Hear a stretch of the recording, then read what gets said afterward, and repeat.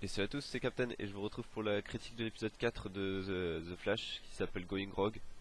Donc qui mettait en scène Captain Cold dans son premier affrontement, enfin on peut pas vraiment parler d'affrontement, dans sa première rencontre avec The Flash.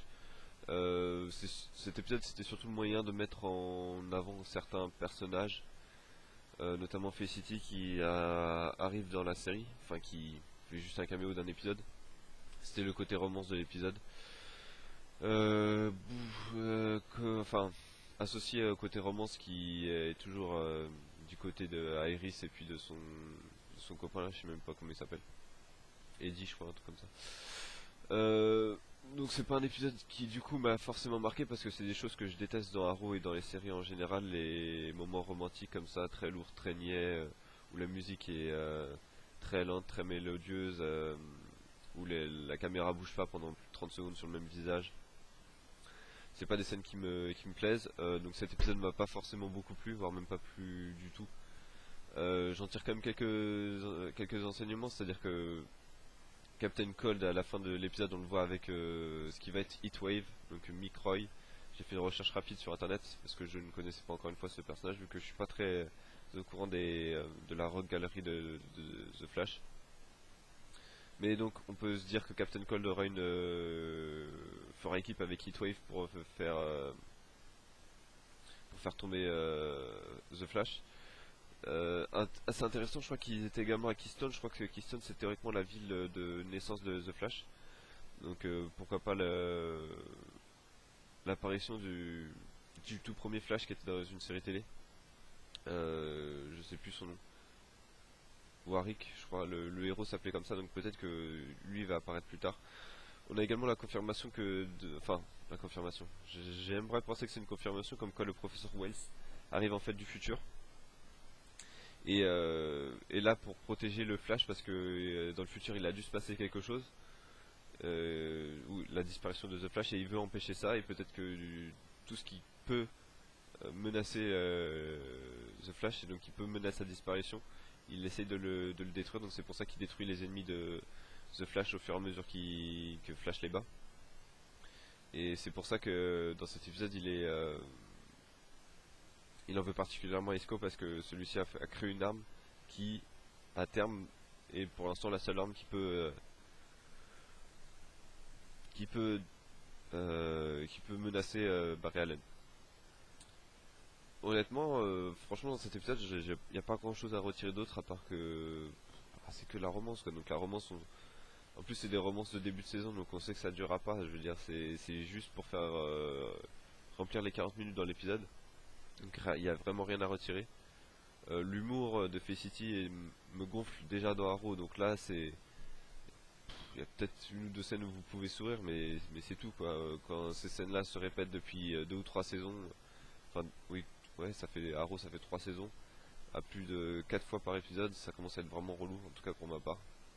Ça me gonfle beaucoup ça me fait même plus sourire en fait. Ces trucs-là, je les regarde comme si c'était un dialogue normal. Donc voilà, il n'y a vraiment pas grand chose à dire. Vraiment un épisode décevant, hein. À part Captain Cold, non, même pas, je veux dire, il est. Théoriquement, dans les comics, il refuse de tuer. Parce qu'il est. Enfin, il tue que en dernier recours. Et il le dit à un moment, d'ailleurs, dans l'épisode, il dit ne tirez qu'en dernier recours. Et là, il tue non, quatre de ses collègues. Quoique non, en fait, ses deux collègues à la fin, il les tue pas. Mais enfin, il tue deux collègues comme ça de sang-froid et il tue un mec également.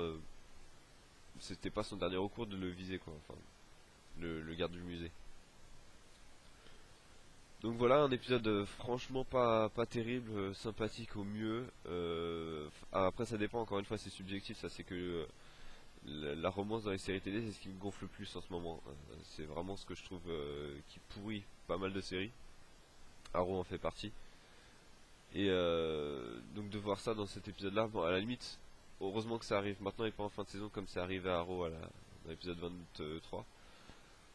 Donc heureusement que ça arrive maintenant, j'espère qu'ils vont du coup se calmer sur les futurs épisodes qui vont nous faire des méchants un peu plus charismatiques, un peu plus menaçants parce que même s'il a blessé Barry, enfin il était pas du tout menaçant Captain Cold si Barry voulait vraiment le. Enfin Barry n'a même pas essayé de le taper une seule fois.